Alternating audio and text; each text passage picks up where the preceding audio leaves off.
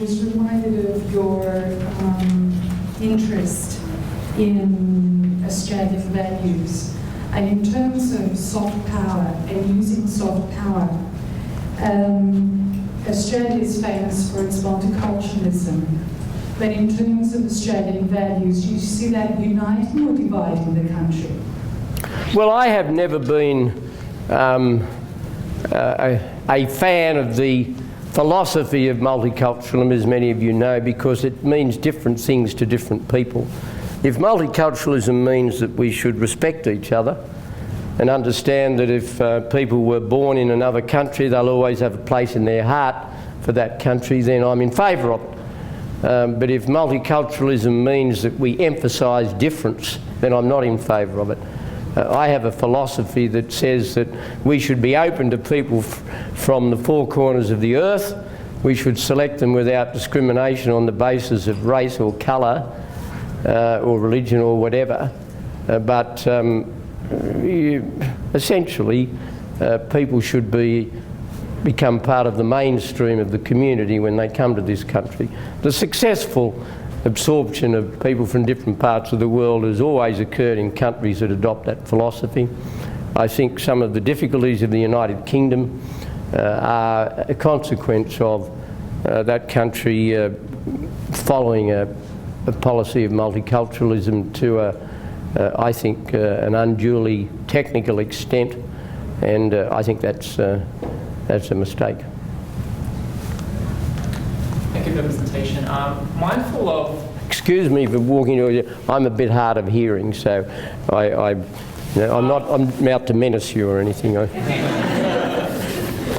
Mindful that Australia is an old democracy, a functional democracy, a stable democracy, and that mindful that we're very vocal in removing authoritarian regimes like on both sides of the party, regardless if it's Liberal or Labour. We're talking about Libya or Iraq or now Syria.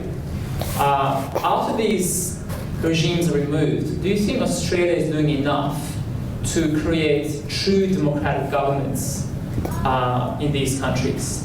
Or are we happy to leave the governments with so-called democracies that are represented just by voting once every 4 years and don't care that there is no actual functional democracy in those countries? Do you think we should do more to help out countries develop proper democracies?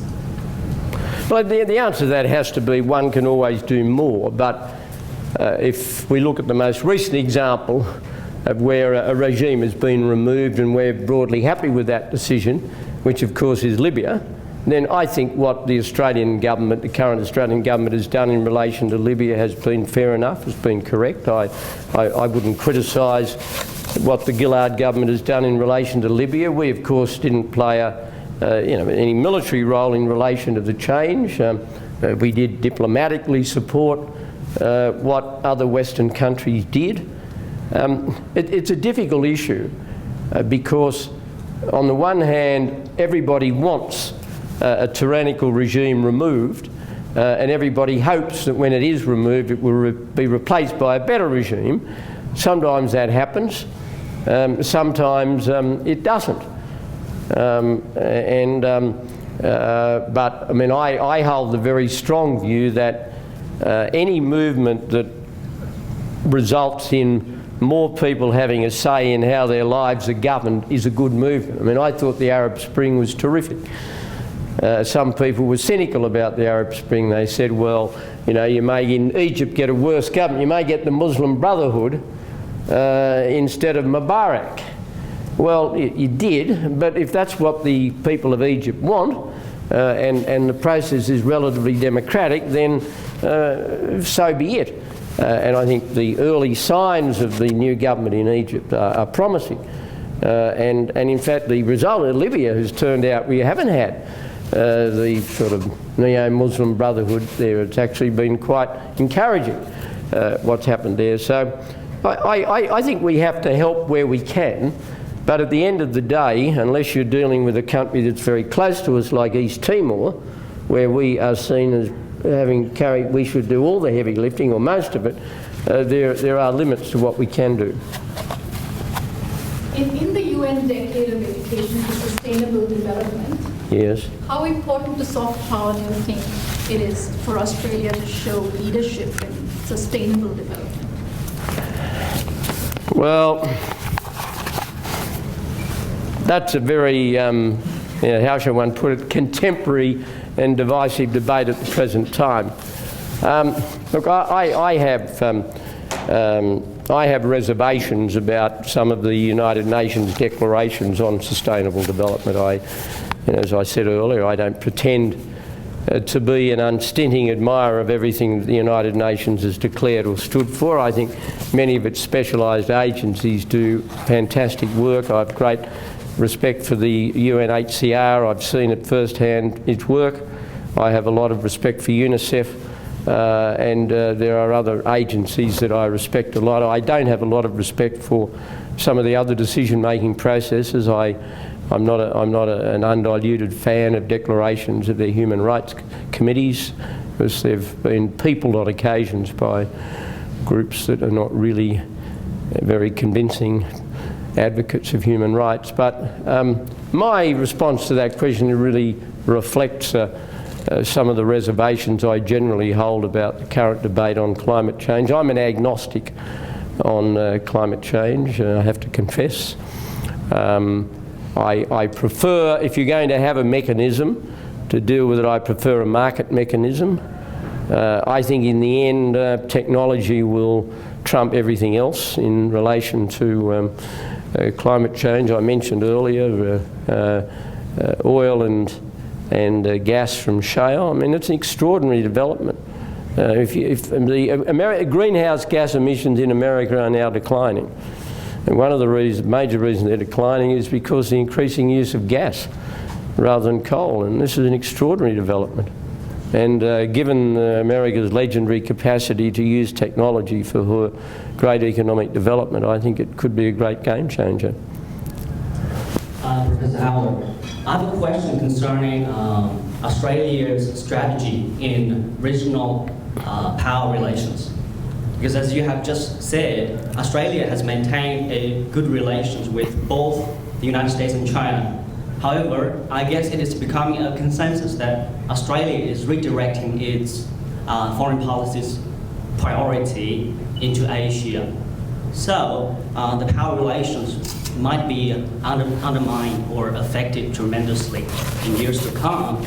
So in this case, how will Australia handle its own pursuit of self-interest, as you said, and the old-time biological binaries between East and West, communism and capitalism, allies and friends? Well, I mean, you say it's becoming a consensus that we're directing it all to Asia. Well, I don't accept that. I mean, I had a saying when I was Prime Minister that, and a lot of people didn't like it because they didn't agree with it and they just didn't like it generally.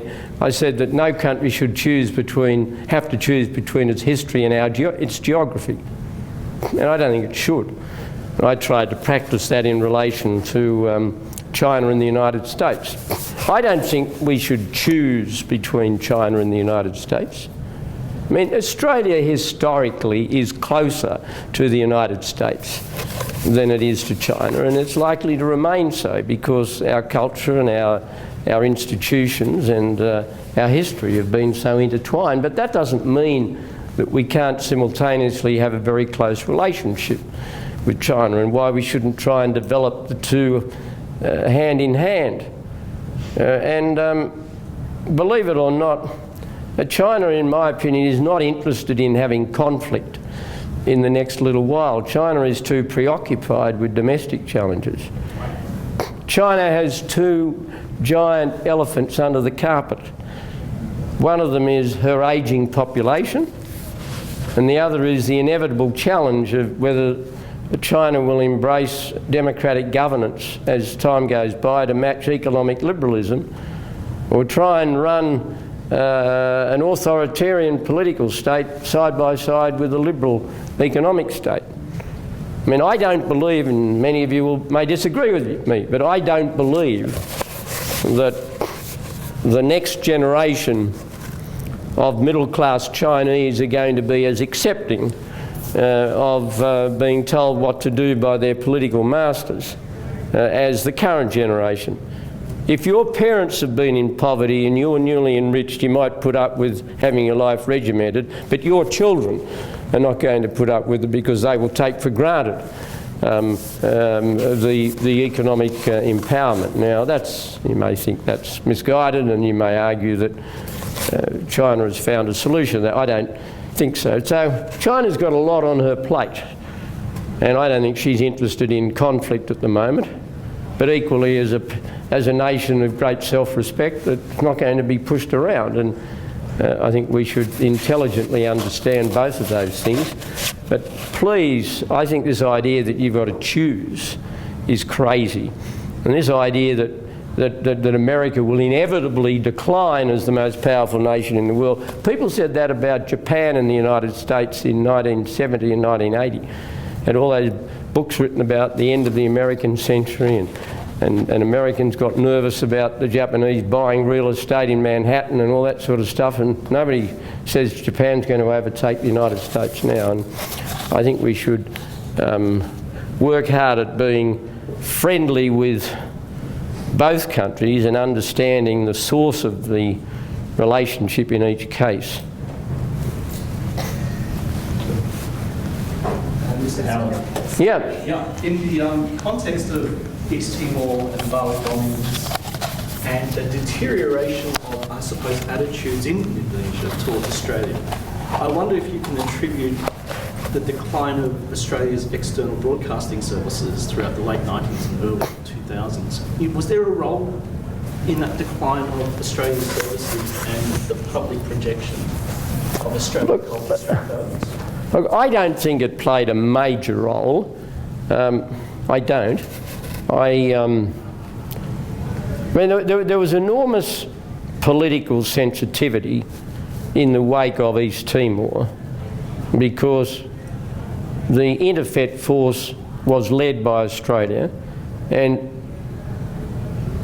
what happened in relation to East Timor was a public humiliation for Indonesia.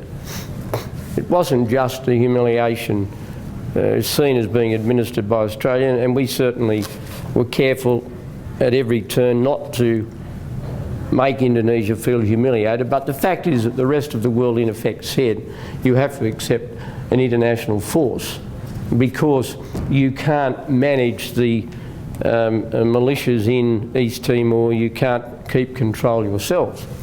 But I think the relationship was more affected by that, and also the inevitable instability that followed the transition of Indonesia not long after an economic collapse from military dictatorship to a democratic form of government. And I think the Indonesians managed that very well. And as I said earlier, I don't think they are given enough credit for what they've done. I mean, Indonesia has transitioned in a decade from a military dictatorship to being the third largest functioning democracy in the world. And it's done it with relatively little bloodshed. And her economic performance over the last couple of years has been good. And there is a stability and maturity about Indonesia. I don't use that word patronisingly, but it's a relevant expression to use, which should be applauded. But look, what you say may have had some influence, but I don't think it was a dominant influence. Yeah. I think there's one last question before we start the reception, and you need Professor Howard in the reception as well. Thank you, Mr. Howard. My question is still about China, Australia, and American triangular relationship. I agree with you. China has no interest in having conflicts, and I think China will try its best to find resolutions. But what if the conflicts emerge? For instance, like Taiwan issue. If the conflicts emerge, what do you think Australia would choose? Australia has to choose, like 1996 Taiwan crisis. Well, can I tell you, I think there's less chance of a conflict over Taiwan, you mentioned, now than there has been for the last 20 years. There's little doubt, in my opinion, that there will be some kind of Hong Kong arrangement with Taiwan. That's going to happen. I have talked to the president of Taiwan, President Ma, in the last 18 months or so, and the temperature has fallen. And one of the reasons the temperature has fallen is that the Americans, first under President Bush and in recent years under President Obama, have encouraged the Taiwanese to lower the temperature. And we have encouraged the Taiwanese to lower the temperature.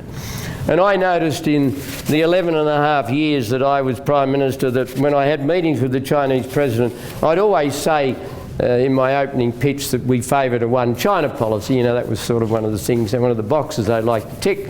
And then as time went by, I didn't mention the one China policy. And they didn't sort of ask me to mention it. And because, you know, the message I clearly got was that, you know, they understood that we had a one China policy. If I just go back to this again, we must not talk ourselves into an argument that we may never have to have. And it's never smart to answer hypotheticals when it comes to foreign affairs, particularly if you're a Prime Minister or a Foreign Minister or whatever. I think it's very dumb to answer hypotheticals. I mean, whenever I was asked that question when I was Prime Minister, I would say that, you know, we have good relations with both. Now, I mean, I'm not Prime Minister now. I mean, clearly we have a closer relationship for a whole combination of reasons, and it was likely to continue indefinitely with the United States. But that doesn't mean to say that we don't have every profit in trying to build a relationship with China. And I'll finish on this. There's a recognition in some parts of the United States that we've got a good relationship with China, and there are some things we can do. And one of the great advantages Australia has in our part of the world, and I don't think we recognise enough, is that we are a Western country, and we shouldn't apologise for being a Western country, but we don't have the baggage of some other Western countries. We're not the biggest kid on the block, the United States. We're not a former colonial power, such as European countries, and therefore we have capacities. And the Chinese government, I know, quite respected the relationship we had with America. And you may think that's surprising, but they actually sort of thought, well, they've been close for a long time, they're reliable people. And so I'm a great believer in avoiding, heads of government should avoid answering hypothetical questions, particularly on choosing between different countries. That's a dumb thing for a head of government or a foreign minister to do. And we should build on the different strengths that we have with those two countries.